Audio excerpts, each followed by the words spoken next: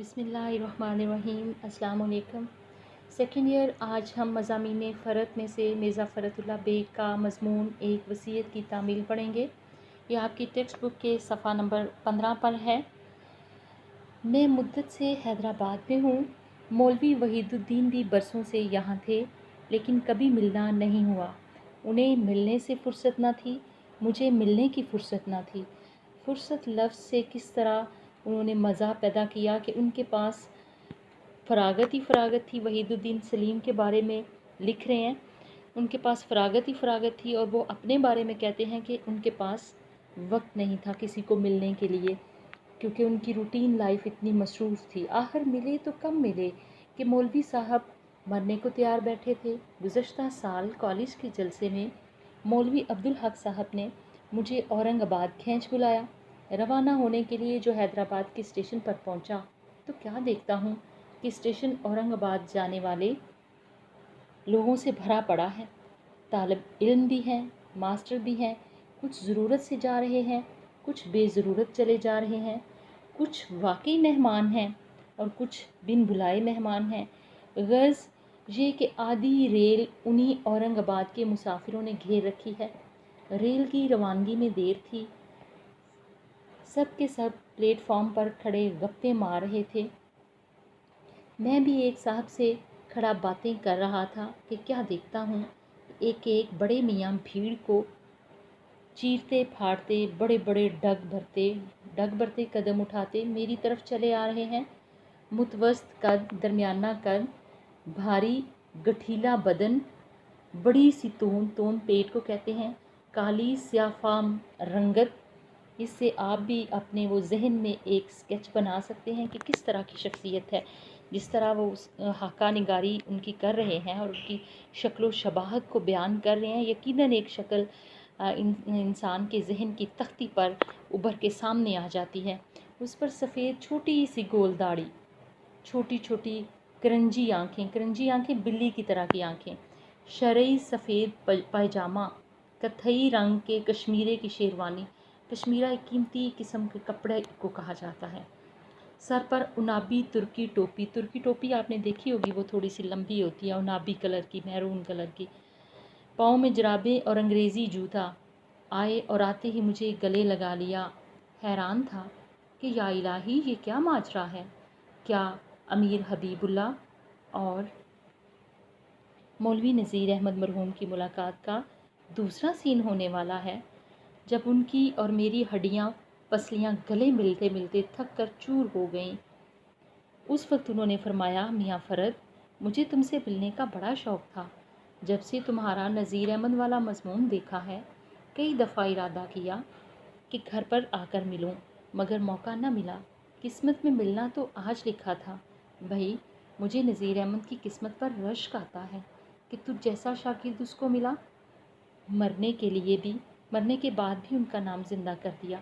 मैंने कल के लेक्चर में आपको बताया था कि मिर्ज़ा फ़रतुल्लाह बेग ने नज़ीर अहमद से अरबी ज़ुबान सीखी थी।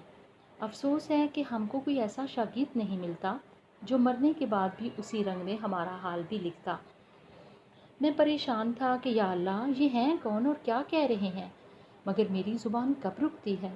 मैंने कहा, मौलवी साहब, घबराते क्यों हैं, बिस्मिल्लाह कीजिए, मर जाइए, मज़मून मैं लिख दूँगा।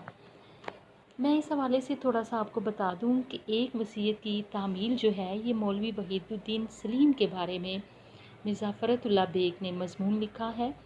और ये कैसे लिखा कि जब मिर्ज़ा फ़रतुल्लाह बेग ने अपने उस्ताद मोहतरम नज़ीर अहमद की कहानी, कुछ उनकी कुछ मेरी ज़ुबानी, उनके बारे में मज़मून लिखा और मौलवी वहीदुद्दीन सलीम ने वो मज़मून पढ़ा, तो वो इस कदर उस मज़मून से मुतासर हुए कि उन्हें रश्क आया कि काश मेरा भी कोई शागिर्द मुझ पर इस किस्म का मज़मून लिखे। मिर्ज़ा फ़रतुल्लाह बेग से जब मुलाकात हुई, इसका हवाला ऊपर दिया जा चुका है कि मौलवी अब्दुल हक ने उन्हें औरंगाबाद बुलाया और वो हैदराबाद के रेलवे स्टेशन पर अचानक वहीदुद्दीन सलीम साहब से मिले, तो उन्होंने मज़ाहिया अंदाज़ में अपनी ख्वाहिश का इजहार किया और मिर्ज़ा फ़रतुल्लाह बेग ने भी उसी स्टाइल में मज़ाहिया अंदाज़ में लिखने का वादा कर लिया। चुनाचे वहीदुद्दीन की वफ़ात के बाद मिर्ज़ा फ़रतुल्लाह बेग ने एक वसीयत की तामील के उन्वान से मज़मून लिखा, جس کی آج ہم ریڈنگ کر رہے ہیں۔ شرعی پاجامہ وہ پاجامہ ہوتا ہے جو ٹخنوں سے تھوڑا اوپر رکھا جاتا ہے۔ شیروانی کا بھی آپ کو معلوم ہے اچکن کو کہا جاتا ہے۔ کیا خبر تھی کہ سال بھر کے اندر ہی اندر مولوی صاحب مر جائیں گے اور مجھے ان کی وصیت کو پورا کرنا پڑے گا۔ جب مجھے معلوم ہوا کہ یہ مولوی وحید الدین سلیم ہیں تو واقعی مجھے بہت پشیمانی ہوئی، پچھتاوا۔ میں نے معذرت کی۔ وہ خود شگفتہ طبیعت لے کر آئے تھے۔ شگفتہ طبیعت یعنی خوش باش، ہنسی دل لگی کرنے والی طبیعت۔ رنج تو کجا، دکھ تو کجا دور کی بات، بڑی دیر تک ہنستے اور اس جملے کے مزے لیتے رہے۔ یہاں پہ یہ لفظ غلط لکھا گیا سر ہو گئے نہیں، یہ مصر ہو گئے۔ مصر ہو گئے کہ اصرار کرنا، اس بات کے لیے ضد کرنا، یہ ٹائپنگ میں غلطی ہے۔ مصر ہو گئے کہ جس گاڑی میں تو ہے میں بھی اسی میں بیٹھوں گا۔ گاڑی تو وہی تھی، گاڑی کے ڈبے کی بات ہو رہی تھی۔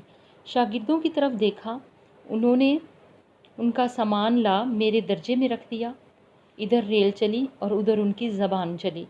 رات کے 12 بجے، 1 بجا، 2 بج گئے۔ مولوی صاحب نہ خود سوتے ہیں اور نہ سونے دیتے ہیں۔ درجہ اول میں ہم 3 آدمی تھے، مولوی صاحب، میں اور رفیق بیگ۔ رفیق بیگ تو سو گئے۔ ہم دونوں نے باتوں میں صبح کر دی، اپنی زندگی کے حالات بیان کیے، اپنے علمی کارناموں کا ذکر چھیڑا۔ اصطلاحات زبان اردو پر بحث ہوتی۔ اصطلاح کی جمع ہے الفاظ کو خاص معنی میں استعمال کرنا۔ شعر و شاعری ہوئی، دوسروں کی خوب برائیاں ہوئیں، اپنی تعریفیں ہوئیں۔ مولوی عبدالحق کو برا بھلا کہا کہ اس بیماری میں مجھے زبردستی کھینچ بلایا۔ گر چند گھنٹے بڑے مزے سے گزر گئے۔ صبح ہوتے ہوتے کہیں جا کر آنکھ لگی۔ شاید ہی گھنٹہ بھر سوئے ہوں گے کہ ان کی شاگردوں اور ساتھیوں نے گاڑی پر یورش کر دی۔ یورش کر دینے یا حملہ کر دیا، ہلا بول دیا۔ پھر اٹھ بیٹھے اور پھر وہی علمی مباحث یعنی علمی بحث شروع ہو گئی۔ پھپتیاں اڑیں۔ پھپتیاں ہوتا ہے مزہ اڑانا، طنز کرنا۔ اس کو بیوقوف بنایا، اس کی تعریف کی۔ ہنسی اور کہکہوں کا وہ زور تھا کہ درجے کی چھت اڑی جاتی تھی۔ تھوڑی دیر کے بعد مجھ کو نواب مسعود جنگ اپنے پاس لے گئے اور یہاں اورنگ آباد تک وہی گل گپاڑا رہا۔ میں نے باتوں میں یہ بھی کوشش کی کہ مولوی صاحب کی طبیعت کا اندازہ لگاؤں۔ پہلے تو ذرا بند رہے لیکن آخر میں کھل گئے۔ بند رہے مطلب اپنی بے تکلف نہ ہونا۔ بند رہنا یعنی بے تکلف نہ ہونا، رکے رہے، خاموش رہے، کھلے نہیں، کھل کے سامنے نہیں آئے۔ میں نے جو رائے ان کے متعلق اختیار کی ہے وہ سن لیجئے۔ سب سے پہلے تو یہ کہ ان میں ظرافت کا مادہ بہت تھا۔ ظرافت، خوش مزاقی، ہنسی دل لگی، لیکن یہ ظرافت اکثر رقاقت کی صورت اختیار کر لیتی۔ رقاقت کیا ہے؟ رقاقت کی صورت اختیار کر لیتی۔ گھٹیا فحش مذاق کو رقاقت بولتے ہیں، یعنی کمینگی کی حد تک مذاق کرنا جس میں دوسروں کی عزت نفس مجروح ہونے کے ساتھ ساتھ نازیبا کلمات یا الفاظ کا استعمال۔ کسی کو برا بھی کہتے تو ایسے الفاظ میں کہتے کہ سننے سے تکلیف ہوتی، اور جب کہنے پر آتے تو پھر بھلا یہ نہ دیکھتے کہ میں کیا کہہ رہا ہوں۔ نتیجہ اکثر یہ ہوتا کہ لوگ ادھر سے ادھر لگا دیتے اور مولوی صاحب کی کسی نہ کسی سے بگڑ جاتی۔ شاید ہی کوئی بھلا آدمی ہوگا جو سچے دل سے ان کو چاہتا ہو۔ ان کے علم، ان کی سمجھ، ان کی زود فہمی کا معنی ہے جلد معاملے کی تہ تک پہنچ جانا۔ ان کی زود فہمی اور ان کی طبع رسا کی سب تعریف کرتے۔ طبع رسا ہوتا ہے تیز طبیعت والے، لیکن ان کی طبیعت کے سب شاکی ہیں اور وہ خود بھی اس سے بیزار تھے۔ شاکی ہیں شاکی شکایت کرنے والے ہیں، بیزار، تنگ، نالاں۔ بات یہ ہے کہ انہوں نے زمانے کی وہ ٹھوکریں کھائی تھی کہ خدا کی پناہ، خاصا بھلا چنگا آدمی دیوانہ ہو جائے۔ اگر مولوی صاحب کی طبیعت پر ان مصیبتوں نے اتنا اثر نہ کیا تو کیا تعجب ہے؟ تعجب عجیب بات، جب کسی نااہل کو بڑی خدمت پر دیکھتے تو ان کے آگ لگ جاتی۔ آگ لگ جانا، غصے سے پاگل ہو جانا، بہت زیادہ غصہ کرنا۔ نااہل وہ لوگ یعنی جو غیر مستحق اور نالائق لوگ ہوتے ہیں، جب اس کو وہ کسی عہدے پہ دیکھتے تو وہ غصے میں آپے سے باہر ہو جاتے۔ ریل میں ایک بڑے شخصوں کا ذکر آیا، انہوں نے ہر دفعہ یہی کہا، ارے میاں گدھا ہے، ایک سطر صحیح نہیں لکھتا، اور دیکھو تو کون ہے کہ نواب صاحب ہم کو دیکھو تمام عمر علم حاصل کرنے میں گزار دی۔ اس اخبار کی ایڈیٹری کی، اس رسالے کے مینیجر ہوئے، سر سید کی خدمت میں سر گاڑی پاؤں پیا کیا، سخت محنت کی۔ سر گاڑی پاؤں پیا کرنا، سخت محنت کرنا، سخت خدمت کرنا۔ ایڈیٹر کو آپ سمجھتے ہیں، اردو میں مدیر کہتے ہیں، اخبار کا مدیر۔ اب جو چند روپلی مل رہے ہیں تو فلاں صاحب چلے جاتے ہیں، خبر نہیں کچھ ہوتے تو گلا ہی گھونٹ دیتے۔ چند روپلی، چند پیسے، اس کے بدلے میں معاوضہ جو مل رہا ہے۔ میں نے کہا مولوی صاحب یہ دنیا ہے، آخرت نہیں کہ جیسا بوؤ گے ویسا پھل ملے گا۔ یہاں اہل کمال اہل فن لوگ ہوتے ہیں، ہمیشہ آشفتہ حال خراب حال ہوتے ہیں۔ آپ کیوں خواہ اپنا دل جلاتے ہیں؟ جو اللہ نے دیا ہے بہت ہے، آگے نات نہ پیچھے پگا، لاوارث لاولد ہونا۔ مزے کیجئے، بہت گزر گئی، باقی جو رہی ہے ہنسی خوشی یہ بھی گزار دیجئے۔ وہ بھلا میری باتوں کو کیا سننے والے تھے؟ ان کے تو دل میں زخم تھے، تمام عمر مصیبت اٹھائی تھی، نااہلوں کو آرام و آسائش میں دیکھ کر وہ زخم ہرے ہو جاتے تھے۔ زبان اپنی تھی، کسی کا دینا نہیں آتا تھا، بے نقط سنا کر دل ٹھنڈا کر لیتے تھے۔ بے نقط سنانا، گالیاں دینا کو بے نقط سنانا کہتے ہیں، برا بھلا کہنا، گالیاں دینا۔ بعض لوگ اس طرح سے ہوتے ہیں سوسائٹی میں جنہوں نے بہت ٹف ٹائم خود گزارا ہوتا ہے، اور جب وہ اپنے گرد و نواح میں ایسے لوگوں کو دیکھتے ہیں جو نااہل ہوتے ہیں، بڑے بڑے عہدوں پر، بڑے بڑے مقامات پر وہ فائز ہوتے ہیں، تو وہ ان چیزوں پہ کڑتے ہیں۔ ہر کسی کے بس کا روگ نہیں ہوتا کہ وہ مشکل وقت کو برداشت کرنے کے بعد اپنا ظرف بلند رکھے اور ان چیزوں کو، جن حالات کو اس نے برداشت کیا ہے، ان کا اثر دوسروں پر نہ چھوڑے۔